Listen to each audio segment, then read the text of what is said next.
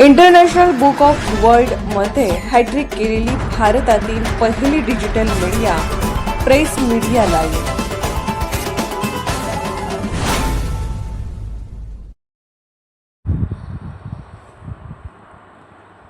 सहकारी बँका माहिती अधिकारात येत नाहीत तर यांच्यावर नियंत्रण कोणाचे?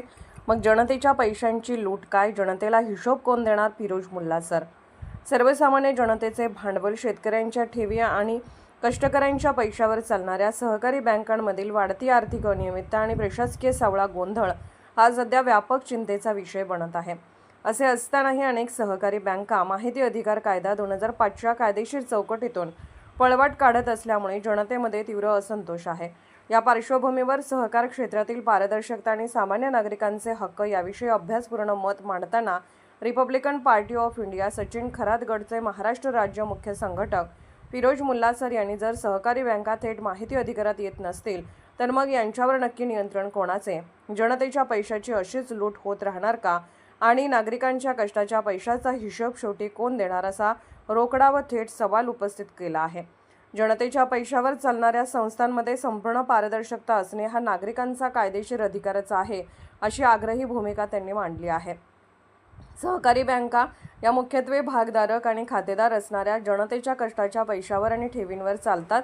अनेक सहकारी संस्थांमध्ये कर्ज वाटपातील त्रुटी आणि वाढते थकीत कर्ज यामुळे सर्वसामान्य जनतेला नाहक त्रासाला सामोरे जावे लागते. जेव्हा एखादा जागरूक नागरिक या बँकांकडे माहिती अधिकार कायद्याअंतर्गत माहिती मागतो तेव्हा आम्ही सार्वजनिक संस्था नाही, त्यामुळे थेट माहिती देण्यास बांधील नाही, असे तांत्रिक कायदेशीर उत्तर देऊन अर्ज नाकारले जातात. यातील खरी गंमत अशी की या बँकांच्या जाहिरातीवर तुमची बँक तुमच्यासाठी असे मोठ्या अक्षरात लिहिलेले असते. मात्र जेव्हा ती जनता आपल्या हक्काच्या पैशाचा हिशेब मागते तेव्हा अचानक कायद्याचे तांत्रिक पुस्तक पुढे केले जाते. हा दुटप्पीपणा पाहून देणाऱ्याने देत जावे, घेणाऱ्याने घेत जावे आणि बँकेने कारभारावर पडदा टाकावा अशीच काहीशी अवस्था निर्माण झाली आहे. जर या बँकांवर देखरेख ठेवण्यासाठी शासनाचे सहकार निबंधक कार्यालय कार्यरत आहे तर मग त्यांचा कारभार जनतेसमोर उघड होण्यास कायदेशीर अडचण आहे का? जनतेच्या पैशांची लूट थांबवण्यासाठी हा हिशेब पारदर्शक पद्धतीने सामोरणे गरजेचे आहे, असा प्रश्न आता उपस्थित केला जात आहे. या गंभीर समस्येवर केवळ चर्चा न करता थेट कायदेशीर प्रशासकीय लढा उभारण्यासाठी Republican party of India Sachin Kharat Maharashtra राज्य मुख्य संघटक फिरोज मुल्ला सर यांनी कंबर कसली असून ते या संदर्भात लवकरच सहकार आयुक्तांना सविस्तर निवेदन देणार आहेत. या निवेदनात सहकारी बँकांना थेट माहिती अधिकाराच्या कक्षेत आणण्यासाठी कडक पावले उचलावीत अशी मागणी केली जाणार आहे.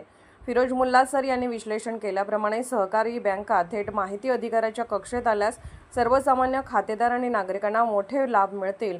बँकेत जमा झालेला आपला कष्टाचा पैसा सुरक्षित हातामध्ये आहे की नाही याची खात्री नागरिकांना घरबसल्या करता येईल. तसेच बँकेने कोणाला किती, कोणत्या नियमाआधारे कर्ज दिले, त्यात काही वशिलेबाजी झाली आहे का याची अचूक माहिती समोर आल्यामुळे बँक बुडण्याचे प्रकार वेळेत थांबतील. यासोबतच बँकेचे वार्षिक शासकीय लेखापरीक्षण अहवाल जनतेला सहज उपलब्ध होतील, ज्यामुळे बँकेची खरी आर्थिक स्थिती नागरिकांना स्वतः पाहता येईल आणि बँकेत खाते उघडताना किंवा व्यवहार करताना सामान्य नागरिकांची होणारी अडवणूक थांबून कर्मचाऱ्यांचे जनतेप्रती उत्तरदायित्व वाढेल.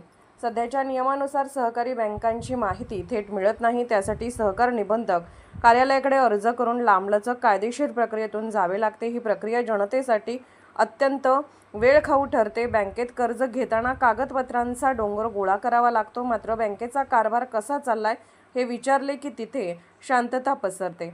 जोपर्यंत या बँका थेट माहिती अधिकाराच्या कक्षेत येत नाहीत तोपर्यंत सहकार क्षेत्रातील कारभार आणि जनतेच्या पैशांचे नेमके काय झाले याचा हिशेब पूर्णपणे जनतेच्या समोर येत नाही. सहकार क्षेत्र हा राज्याच्या अर्थव्यवस्थेचा मुख्य कणा आहे. हा कणा मजबूत आणि विश्वासार्ह ठेवायचा असेल तर त्यात संपूर्ण पारदर्शकता आणणे गरजेचे आहे. लोकशाहीत जनतेच्या पैशांचा हिशेब जनतेला सहज मिळायलाच हवा, हा जनतेचा अधिकार आहे. त्यामुळे शासन, सहकार विभाग आणि संबंधित न्यायालयाने या विषयावर गांभीर्याने विचार करून सर्व सहकारी बँकांना थेट माहिती अधिकाराच्या कक्षेत आणण्यासाठी आणि आर्थिक लूट थांबवण्यासाठी धोरणात्मक पावले उचलावीत, हीच जनतेची आणि काळाची गरज आहे. प्रेस मीडिया लाईव्ह न्यूज चॅनलला लाईक करा, शेअर करा आणि सबस्क्राईब करा.